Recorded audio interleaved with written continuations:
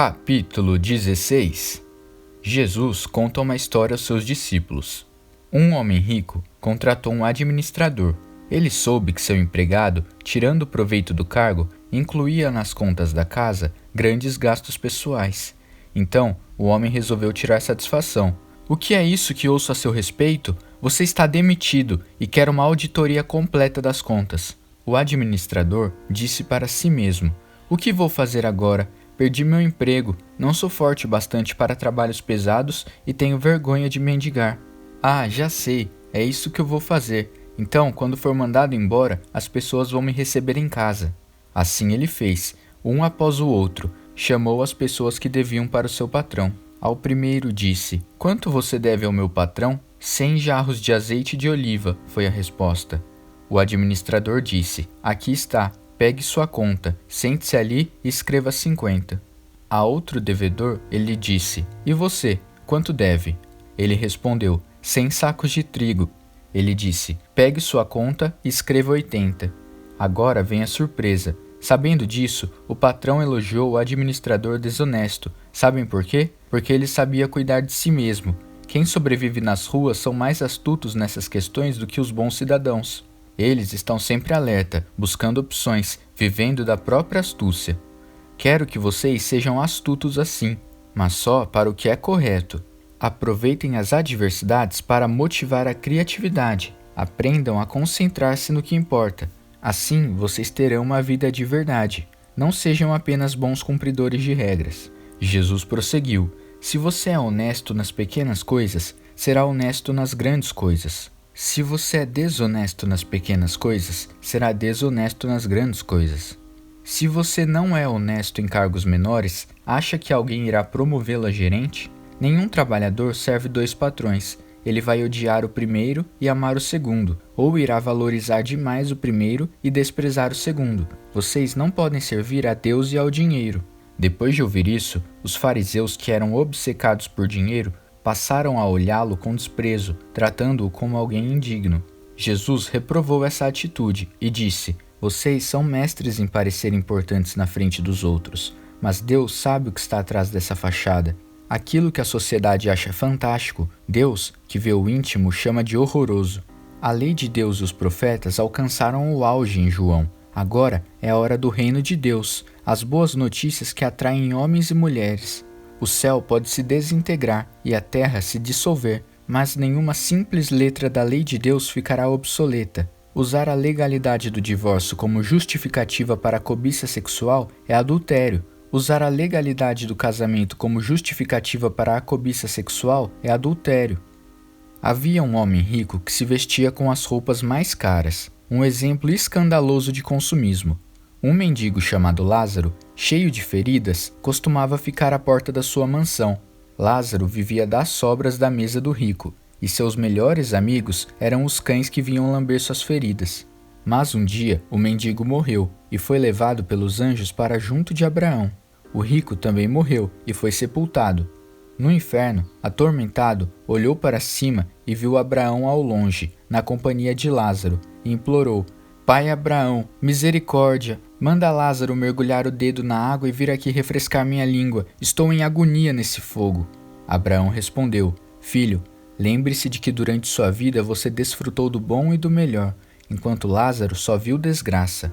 Agora, tudo mudou. Ele é consolado e você sofre. Além do mais, há um grande abismo entre nós. Mesmo que quisesse, ninguém pode ir daqui para onde você está, e ninguém daí pode vir até nós." Mas o rico suplicou: "Permita-me então fazer um pedido. Envia Lázaro à casa do meu pai e de meus 5 irmãos para diverti-los. Não quero que eles venham parar nesse lugar de tormento." Abraão respondeu: "Eles já têm Moisés e os profetas, que os ouçam." "Eu sei, pai Abraão", disse o homem, "mas eles não estão ouvindo. Agora, se alguém voltar dos mortos, eles vão ouvir e mudar de vida." Mas Abraão afirmou: "Se eles não ouvem Moisés nem os profetas, ninguém que volte do mundo dos mortos que irá convencê-los." Capítulo 17. Jesus advertiu seus discípulos: "Provações muito duras e tentações estão por vir, mas ai de quem as provocar. Melhor amarrar uma pedra no pescoço e jogar-se no mar que causar sofrimento a um desses pequeninos. Fiquem atentos. Se você vir seu amigo agir errado, corrija-o. Se ele ouvir você, perdoe-o.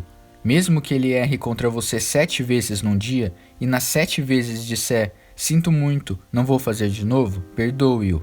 Os apóstolos, então, pediram ao Senhor, dá-nos mais fé. Mas o Senhor disse, vocês não precisam de mais fé. Não há mais ou menos fé. Se vocês tiverem fé, pequena como uma semente de mostarda, poderão dizer a esta figueira, jogue-se no lago, e ela o fará. Imaginem que um de vocês tenha um empregado que voltou depois de arar a terra ou de cuidar das ovelhas. Será que você vai guardar o casaco dele, preparar a mesa e convidar, sente-se e coma? Não é certo que você diga, prepare o jantar, mude de roupa e espere até que eu termine de comer, depois pode jantar na cozinha. Esse servo receberá algum agradecimento especial por fazer o que é obrigação dele? O mesmo acontece com vocês. Quando cumprirem todas as suas obrigações, sejam realistas e digam, missão cumprida, o que nos mandaram fazer, nós fizemos.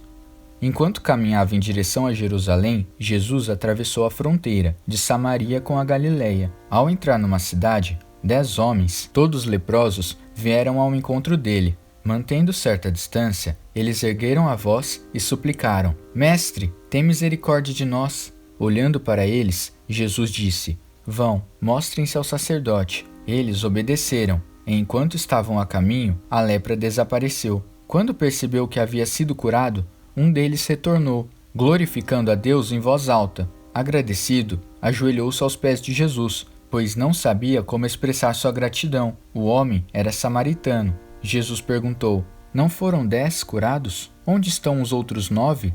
Será que nenhum deles se lembrou de voltar para dar glória a Deus, a não ser este estrangeiro? Então disse ao homem, levante-se, siga seu caminho, sua fé o curou e o salvou. Questionado pelos fariseus sobre a vinda do reino de Deus, Jesus respondeu, o reino de Deus não se baseia no calendário, nem quando alguém disser, veja aqui, ou está lá. Sabem por quê? Porque o reino de Deus já está entre vocês. Ele prosseguiu, dirigindo-se aos seus discípulos. Dias virão em que vocês vão ficar desesperados para ver pelo menos um vislumbre dos dias do Filho do Homem, mas não verão nada. Alguns dirão, olhem lá, ou vejam aqui.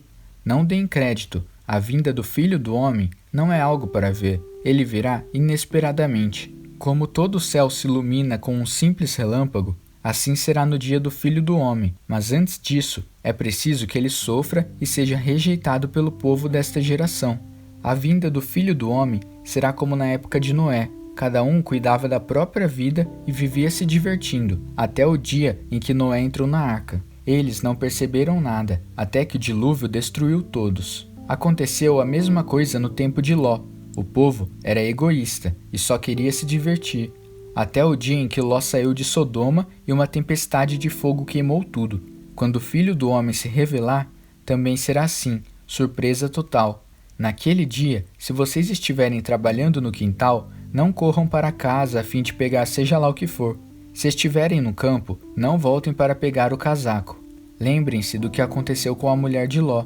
Se vocês se agarrarem demais à vida, irão perdê-la, mas se a perderem, vocês irão ganhá-la de acordo com Deus. Naquele dia, 2 homens estarão no mesmo barco pescando, um será levado e o outro deixado. 2 mulheres estarão trabalhando na mesma cozinha, uma será levada, a outra deixada. Tentando entender tudo isso, os discípulos disseram, Senhor, onde será isso? Ele respondeu, observem os urubus voando em círculos. Eles primeiro identificam o cadáver. Tudo começa a partir do meu corpo morto. Capítulo 18. Jesus contou uma história para mostrar que é necessário orar sempre, sem desistir. Havia um juiz em determinada cidade que não se importava com Deus nem com as pessoas, mas uma viúva estava sempre atrás dele pedindo, meus direitos estão sendo violados, faça alguma coisa. Ele nunca dava atenção à mulher, mas como ela não desistia, ele disse a si mesmo, não me importo com Deus e menos ainda com as pessoas, mas essa viúva não vai me dar sossego, melhor eu tomar providências para que ela receba justiça, do contrário, vou acabar maluco com essa insistência. Então o Senhor disse, vocês ouviram o que disse aquele juiz, apesar de ser tão mau? Por que pensar então que Deus não fará justiça ao seu povo escolhido que sempre clama por ajuda? Acham que ele não vai ajudá-los? Garanto a vocês que vai, e sem demora. Mas a pergunta é: quanto dessa fé persistente o Filho do Homem vai encontrar na terra quando voltar? Para alguns que se julgavam bons, estavam satisfeitos com sua condição moral e olhavam de nariz empinado para o povo simples. Jesus contou a seguinte história: 2 homens foram ao templo para orar, um fariseu e um cobrador de impostos. O fariseu, cheio de pose, orava: ó Deus, sou grato por não ser como este bando de ladrões, trambiqueiros, adúlteros ou como este cobrador de impostos. Sabes que jejuo 2 vezes por semana e dou dízimo de toda a minha renda. Enquanto isso, o cobrador de impostos, de cabeça baixa num canto, com as mãos no rosto, não ousava nem olhar para cima. Apenas dizia: Deus, tem misericórdia, perdoa este pecador. Jesus comentou: quem voltou para casa justificado diante de Deus foi o cobrador de impostos, não o outro. Se você andar por aí de nariz empinado, vai acabar de cara no chão. Mas se com humildade enxergar quem você é, acabará se tornando uma pessoa melhor. As pessoas traziam crianças a Jesus, esperando que ele as abençoasse. Quando os discípulos viram isso, quiseram afastá-las, mas Jesus as chamou de volta e os repreendeu. Não tentem afastar essas crianças, não as impeçam de vir a mim. O reino de Deus é feito de pessoas que são como crianças. Prestem atenção, a não ser que vocês aceitem o reino de Deus com a simplicidade de uma criança, não irão entrar nele. Um dia, um importante homem público perguntou a Jesus: bom mestre, o que devo fazer para alcançar a vida eterna? Jesus disse: por que você me chama bom? Ninguém é bom, só Deus. Você conhece os mandamentos, não conhece? Não cometa adultério, não mate, não roube, não minta, honre pai e mãe. Ele respondeu: guardo todos esses mandamentos desde que me entendo por gente. Ao ouvir a resposta, Jesus acrescentou: há ainda uma coisa que você deve fazer. Venda tudo o que possui e dê aos pobres. Toda a sua riqueza estará no céu. Depois, venha me seguir. Aquela era a última coisa que o homem esperava ouvir. Ele era muito rico, por isso ficou abatido. Sendo muito apegado aos seus bens, não queria abrir mão de tudo. Vendo sua reação, Jesus comentou: vocês têm ideia de como é difícil para os ricos entrar no reino de Deus? Vocês não imaginam como é difícil. É mais fácil um camelo passar pelo buraco de uma agulha. Se é assim, quem tem chance? Perguntaram. Ninguém tem chance se pensam que conseguirão por esforço próprio. A única maneira é deixar Deus agir. Só Ele tem o poder de fazer. Pedro, falando pelos outros, lembrou: nós não deixamos tudo para te seguir? Jesus respondeu: sim, e não vão se arrepender disso. Ninguém que tenha sacrificado casa, cônjuge, irmãos e irmãs, pais, filhos, seja o que for, sairá perdendo. Tudo voltará multiplicado muitas vezes nesta vida. No final, receberá ainda o prêmio da vida eterna. Jesus levou os 12 para um lugar à parte e disse: ouçam com atenção. Estamos a caminho de Jerusalém. Tudo que está escrito nos profetas a respeito do Filho do Homem vai acontecer. Ele será entregue aos romanos, que vão caçoar dele e cuspir nele. Depois, ainda irão matá-lo, mas em 3 dias ele retornará, vivo. Mas eles não entenderam absolutamente nada. Ele chegou à periferia de Jericó, e um cego estava sentado à beira da estrada pedindo esmolas. Quando ele ouviu o ruído da multidão, perguntou o que estava acontecendo. Alguém disse: Jesus, o Nazareno, está passando. Ele começou a gritar: Jesus, filho de Davi, misericórdia, tem misericórdia de mim. Os que caminhavam à frente de Jesus mandavam o homem ficar quieto, mas ele gritava ainda mais alto: Filho de Davi, misericórdia, tem misericórdia de mim. Jesus parou e ordenou que o trouxessem. O mestre então perguntou: o que você quer de mim? Ele respondeu: Mestre, quero enxergar de novo. Jesus disse: comece a enxergar outra vez. Sua fé curou e salvou você. A cura foi instantânea. Ele olhou para cima. Estava enxergando. Ele passou a seguir Jesus, glorificando a Deus. Todos os que presenciaram a cena davam louvor a Deus.